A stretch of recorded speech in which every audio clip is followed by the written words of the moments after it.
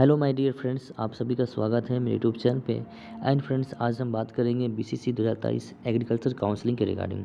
इससे फ्रेंड्स जो भी हम बात करेंगे group PCB, PCM, PCMB, CBA, MBA, MCA, जो भी ग्रुप के अंतर्गत आप लोग आते हैं उन सभी के काउंसलिंग के रिगार्डिंग आज हम बात करेंगे। तो सबसे पहले जान लीजिए, देखिए फ्रेंड्स, होता है क्या है कि आपको काउंसलिंग की जानकारी न होने के कारण आपकी एडमिशन किसी कारणवश प्रॉब्लम रहता है। अगर काउंसलिंग की जानकारी सही ढंग से होती है तो काउंसलिंग भी अच्छे ढंग से हो जाता है और ब्रांच भी अच्छे ढंग से मिल जाती है और कॉलेज भी अच्छे मिल जाते हैं, ठीक है। क्योंकि देखिए सबसे बड़ी चीज़ है कि आपको एग्रीकल्चर ब्रांच सभी लेने के लिए रहते हैं और मेडिकल जो BSc agriculture, BSc medical, BSc nursing, ये सब ब्रांचेज जो आते हैं वो सभी स्टूडेंट्स इच्छुक रहते हैं कि मुझे अच्छे से अच्छे ब्रांचेज मिल जाए और कॉलेज भी मिल जाए, ठीक है। तो आज मैं इसी पर बात करूंगा। तो सबसे पहले देखिए फ्रेंड्स, आपको एक ही वीडियो में पूरी जानकारी दे दूंगा कि काउंसलिंग कैसे करनी है, रजिस्ट्रेशन कैसे करवाना है, डॉक्यूमेंट्स वेरिफिकेशन के समय डॉक्यूमेंट्स क्या क्या चाहिए, काउंसलिंग फ़ी कितनी होती है, वहाँ पे जाने पर हॉस्टल फ़ी हमें कितना देना होगा, मेस फ़ी कितना देना होगा। मेस का फ़ी मतलब होता है कि आपको वहाँ पे खाने का चार्ज होता है, ठीक है। टोटल सीट कितना है, मेरा कट ऑफ नेक्स्ट ईयर कितना गया था, तो लो रैंक वाले का एडमिशन कैसे होगा। तो आज मैं इस चीज़ का पूरी वीडियो की जानकारी एक ही वीडियो के माध्यम से दूंगा। तो जल्दी से देखिए और समझिए बातों को, कोई गलती नहीं कीजिएगा, ठीक है। तो सबसे पहले देखिए काउंसलिंग के सबसे फर्स्ट प्रोसेस होता है रजिस्ट्रेशन होता है। क्योंकि जैसे ही आपका रैंक कार्ड आता है, रैंक कार्ड आने के बाद आपको सही तरीक़ा से रजिस्ट्रेशन करना होता है। रजिस्ट्रेशन भी करने के लिए आपको सावधानीपूर्वक करनी होती है, क्योंकि वहाँ पे मोबाइल नंबर और ईमेल आईडी आपको जो चाहिए, पहले वाला जिसने आपने फॉर्म फिल किया था वही चीज़ चाहिए। और वहाँ पे आपको हर चीज़ डिटेल केयरफुली फिल करना होगा, क्योंकि अपने नाम, अपने पिता का नाम, अपने गाँव और जो भी सब्जेक्ट में अपने मार्क्स लाए तो वो सभी चीज़ का आपको ध्यान से फिल करना है। और देन वहाँ पे आपका क्या रैंक है, आया है अभी का, चॉइस फिलिंग क्या है, क्योंकि ये सब चीज़ अगर आप गलती करते हैं तो फिर आपका मुश्किल हो जाएगा, ठीक है। अगर आपने नहीं समझ में आ रहा कि मुझे चॉइस फिलिंग कैसे करनी है, देखिए मैं ये कहना चाहूँगा चॉइस फिलिंग करने के लिए सही बेस्ट तरीका क्या होता है कि आपके रैंक के अकॉर्डिंग आपको कॉलेज चॉइस करना चाहिए। देखिए चॉइस भी ऐसा नहीं कि हम कुछ कॉलेज देंगे कुछ कॉलेज नहीं देंगे, ऐसा नहीं। आप चॉइस फिलिंग करना है, जितना भी सारी कॉलेज से आपको चॉइस फिलिंग कर देना है, क्योंकि चॉइस फिलिंग होती है वन टाइम होती है, बार बार आपको चॉइस फिलिंग करने का मौका नहीं मिलेगा। अगर आप फिर दोबारा चॉइस फिलिंग करने का मौका मांगते हैं बीसीसी ऑफिस से तो आपको नहीं देगा, क्योंकि आपको वन टाइम चॉइस फिलिंग होता है, वन टाइम रजिस्ट्रेशन होती है।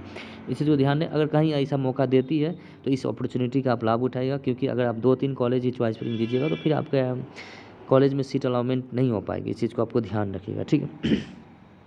तो बात हम चेक कर रहे थे रजिस्ट्रेशन के बारे में। तो रजिस्ट्रेशन में आपको बहुत ही सावधानीपूर्वक करना है, किसी भी प्रकार के अपने कास्ट जो भी आते हैं वो सभी चीज़ गलती नहीं करना है, ठीक है। और जैसे ही आप रजिस्ट्रेशन कीजिएगा आप उस चीज़ को लॉक कर दीजिएगा और लॉक मत रखिएगा। लॉक करने के बाद आपको क्या करना होगा, लॉक करने के बाद आपको वो चीज़ से बाहर आ जाना है। चॉइस फिलिंग जो भी आपको सीट मिलने चेक करना चाहते हैं ब्रांच के अकॉर्डिंग, तो वो सभी सीट आप चॉइस फिलिंग कर लीजिएगा। इतना चीज़ हो जाने के बाद फ्रेंड्स, हम बात करते हैं डॉक्यूमेंट्स वेरिफिकेशन के समय। जब आपकी सीट अलॉटमेंट आ जाएगी तो डॉक्यूमेंट्स वेरिफिकेशन में हमें क्या क्या चीज़ करना चाहिए। देखिए डॉक्यूमेंट्स वेरिफिकेशन के समय आपको वहाँ पर कुछ ज़्यादा सर्टिफिकेट रिक्वायरमेंट नहीं होती है, बस आपको 10th और 12th का सर्टिफिकेट नेसेसरी है, ये दोनों चीज़ चाहिए। और आपने जो फॉर्म फिल किया था part A and part B, जो आपने फॉर्म फिल करने के बाद आपको जो डाउनलोड करके आपको प्रिंट करके निकालते हैं वो फोटो स्टेट 3 चाहिए, ठीक है। इस चीज़ का आप ध्यान रखिएगा। वो जो आपने सेम फ़ोटो पेस्ट किया था एडमिट कार्ड पे या फिर जो वो फ़ोटो से सेम चाहिए। वो सभी चीज़ क्या होता है कि डॉक्यूमेंट्स वेरिफिकेशन में आपकी काम आती है, ठीक है। और 10th 12th की सर्टिफिकेट जो होती है, मार्कशीट, एडमिट कार्ड, प्रोविजनल होती है, ये सर्टिफिकेट होती है। 12th का भी वही सर्टिफिकेट होता है, मार्कशीट, एडमिट कार्ड, प्रोविजनल होती है। और आपका रैंक कार्ड, एडमिट कार्ड, ये सब चीज़ तो चाहिए तो चाहिए। और part A and part B चाहिए, और मेडिकल सर्टिफिकेट भी चाहिए वहाँ पे, और कैरेक्टर सर्टिफिकेट भी चाहिए। तो वहाँ पे जिस अकॉर्डिंग आपको इतना सारी सर्टिफिकेट चाहिए। लेकिन किसी बच्चे को गैपिंग सर्टिफिकेट क्या होता है, देखिए गैपिंग सर्टिफिकेट क्या होता है कि अगर आपने 12th पास किए हैं 2022 में, किसी ने बच्चे ने 2021 में पास किए और आपने 2023 में एडमिशन लेने जा रहे हैं, तो आपका गैपिंग 2 साल और 1 साल का होता है। तो वहाँ पे आपको गैपिंग सर्टिफिकेट मांगा जाता है। तो वहाँ पे गैपिंग सर्टिफिकेट आपको बनाने के लिए आपको कोर्ट से बनाना पड़ता है, एफिडेविट के माध्यम से। इस चीज़ को ध्यान रखिए। नहीं जानकारी है तो वहाँ पे कॉलेज जो भी होंगे सर, वहाँ से पूछ लीजिएगा, वो आपको जानकारी दे देंगे, ठीक है। तो आई होप इतना चीज़ जानकारी आपको हो गई होगी। और हम बात करते हैं काउंसलिंग फ़ी। देखिए फ्रेंड्स, काउंसलिंग फ़ी कुछ ज़्यादा नहीं है। फर्स्ट काउंसलिंग में आप जैसे ही जाएंगे वहाँ पे, तो काउंसलिंग फ़ी आपका राउंड फिगर 2200 के अप्रॉक्स लगेंगे, 2200 या 2500 के अप्रॉक्स। आप इस चीज़ को ध्यान रखना है। वहाँ पे जाने से पहले आप, ऐसा नहीं है कि आप इतना ही पैसा लेके जाना है, इससे ज़्यादा लेके चलिएगा क्योंकि रास्ते की बात है, लेकिन आपको इससे ज़्यादा नहीं लगेगी, इतना ही फ़ी लगेगा। और हम बात करें यहाँ पे हॉस्टल फ़ी की बात करें तो हॉस्टल फ़ी आपको 700 से 900 तक लगेंगे, उससे ज़्यादा नहीं लगेंगे आपको। और इतना ज़्यादा में आपका क्या होगा कि हॉस्टल फ़ी पर मंथ के हिसाब से आप सेटल हो सकते हैं वहाँ पे। और रहने की चार्ज बताएँ, वहाँ पे खाने की चार्ज तो आपको वहाँ पे लगेंगे 2100 या 2200 1900 इसी के समथिंग लगेंगे, या फिर 200-300 आगे पीछे हो सकते हैं। उससे किसी प्रकार की दिक्कत नहीं है। तो मोटा-मोटी हम मान लें तो 3,000 की मंथ, अगर किन्हीं बच्चे के पास अगर ये नहीं हो पाते तो बिहार सरकार गवर्नमेंट जो होती है आपको स्कॉलरशिप भी देती है।